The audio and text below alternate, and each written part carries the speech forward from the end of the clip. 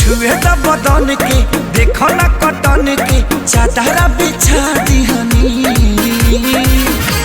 बलम जी मन पिघला दिहनी पलंग पर झुलुहा झुला